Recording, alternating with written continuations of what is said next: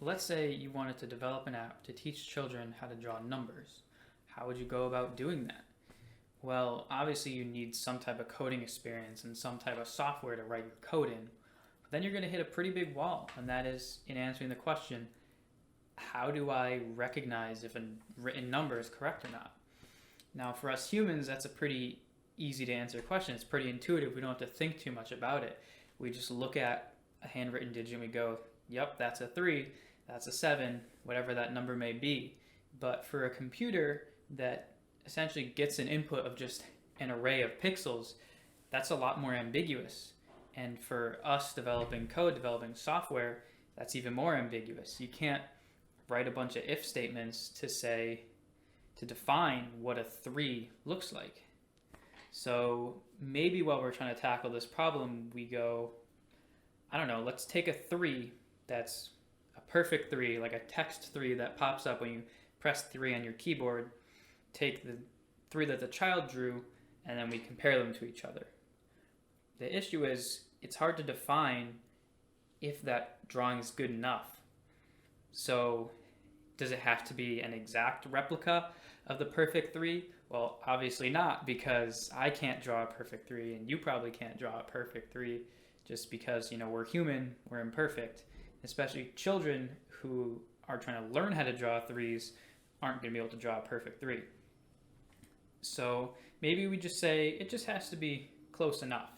As long as it's within a reasonable range, we'll accept it as a 3. But close enough is pretty ambiguous. There's no easy definition for close enough. And even if you have some measure of threshold, who's to say what threshold measurement is correct? And then maybe you go, how about we take a massive data set with thousands of 3s, and we compare this drawing to all the other 3s, and we say, as long as it's close enough to one of these, then we can call it a 3. Then you run into another problem. Not only do you have to solve this close enoughness problem, but you also have the problem of having a very lengthy, slow computation time, because you have to do so many direct comparisons, where each comparison in of itself is probably pretty inefficient. So because of this, it seems like we need a better tool.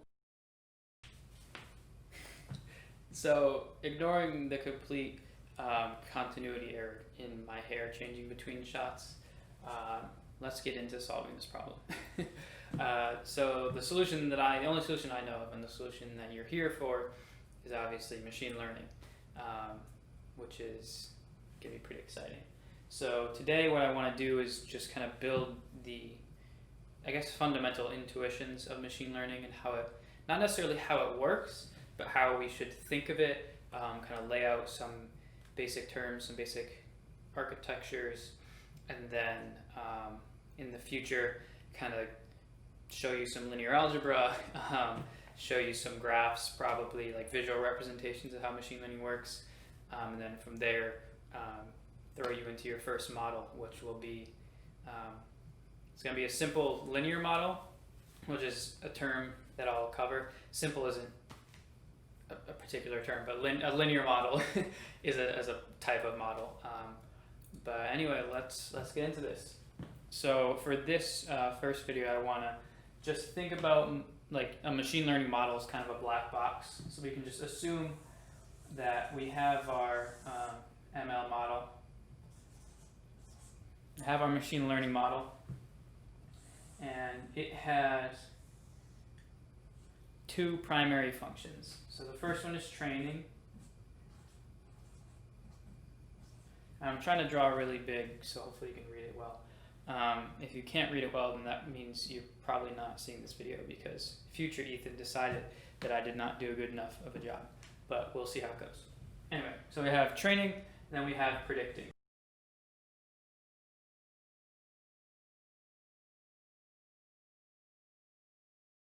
So in the training step, we want to, this is like a function that our machine learning model has. You can think of like the model as a class and train being one of the functions. So what this function does is it takes in in our case, it takes in an image, so some type of input, like that. This is a 9 that some kid drew. And then it takes in an associated label for that image. So in this case, it's 9 because this is a 9. And in reality, I just drew an arbitrary example that might exist in our data set. But we would actually have 60,000 of these 9s in the case of the data set that we're going to be using. Or not, obviously not all 9s, but 60,000 digits and 60,000 associated labels for each digit. So what this is going to do is this is actually going to change the architecture, change the kind of inner workings of our machine learning model such that when it asks you to do a prediction, so this is our prediction, the prediction takes in, oh boy, this is going to be too small because my board is like multiple boards kind of stuck together. So our prediction will also take in some digit, but it will not take in a label. So this is basically the equivalent of the model making a prediction. This is where the actual use of the model comes in. So it takes in this prediction, or it takes in this input, and then you want it to output a prediction. So in our case, it's 9 again. But it's very possible that the model either wasn't trained properly or that this input was not representative of the data we trained it on, and it outputs something wrong. And this is why what we want to do is once our model is finished training, we want to come up with a good way of testing how good is this model actually going to perform if I were to use it in the real world. So this is one important thing in machine learning.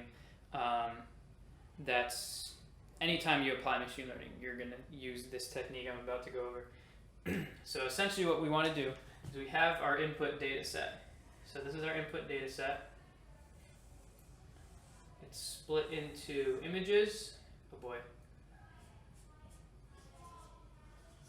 and then labels.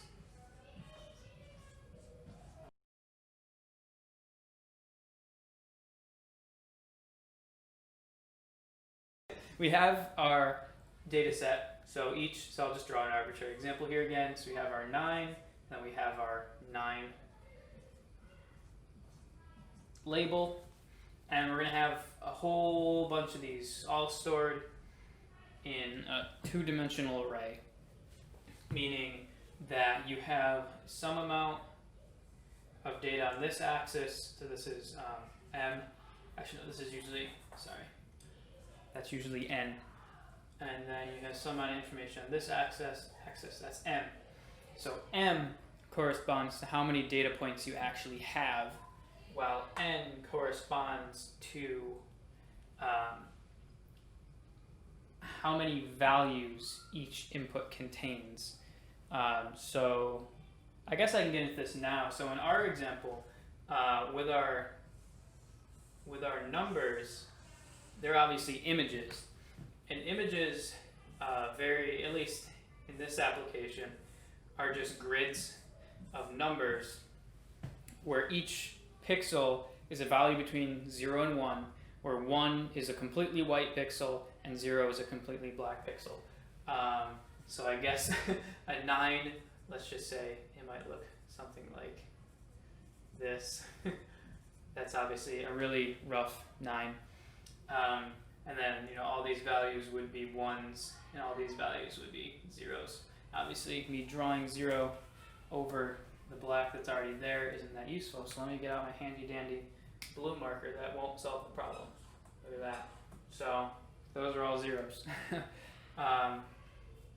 So our model is going to take in this image and it's going to try to predict that label. And what we want to do, like I kind of, when I built into this explanation, is we want to find a way to test to see, is our model actually going to do a good job in the real world?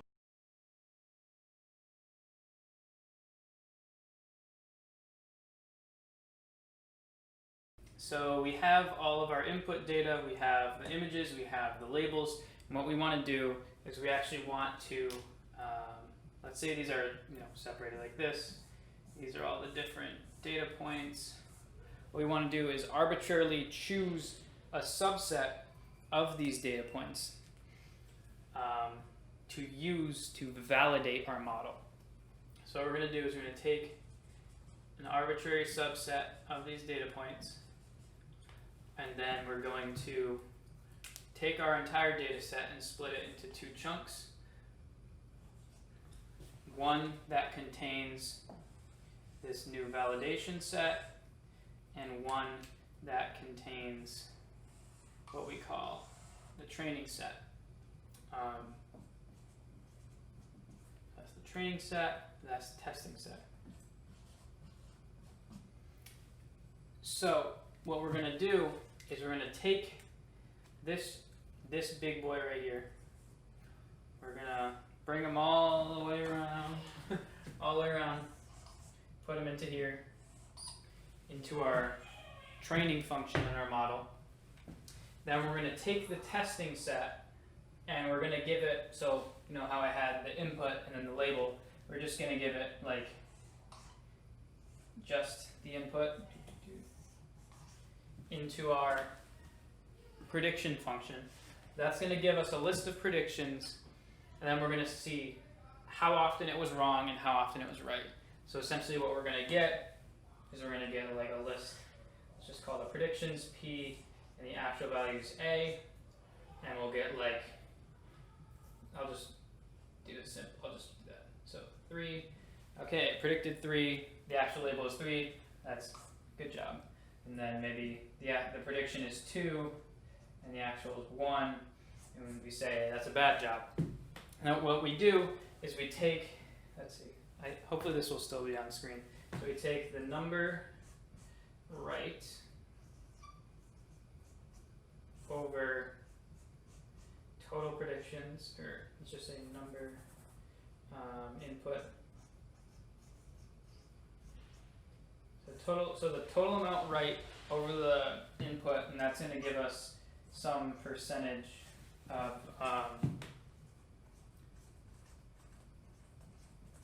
some percentage value representing the accuracy of our model.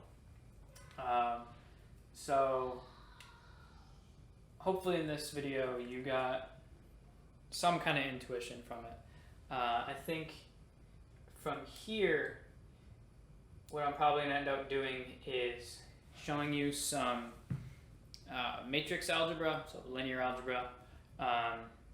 Then I'll probably introduce you to a model, and then from there we'll actually try to implement that model on this data set of digits, and then we will kind of analyze the model, like see drawbacks, where we can improve things, maybe some strengths as well, and then go into more complex models. So I guess for today, if you're interested into looking into the future or getting ahead of the game, things you might want to look up are matrix multiplication, matrix transpose, matrix inverse. All three of these are just simple operations you can do on matrices. Matrices being like, you know, this image is a matrix of numbers between 0 and 1. It's just a 2D array of numbers. What was the other one? So supervised learning. Oh, did I even write supervised learning? Look at that, I missed supervised learning.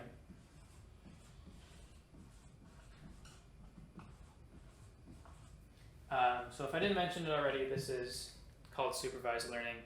It's essentially where we have our inputs, we know what the label is, we give it to our model, and we want it to output the same label. So the key point here being we know what the label is, and that's kind of like the supervisor saying, here's a piece of data, here's what it should be, essentially. So yeah, look into supervised learning, and then you can look into linear and logistic regression. Those we're going to be using logistic regression in particular. So those are key things to look into. And from there, I hope this video was informative. I hope it wasn't too crappy. I know there's probably going to be a cut in the middle because my sisters and their friends started screaming. So that's obviously suboptimal. But anyway, see ya.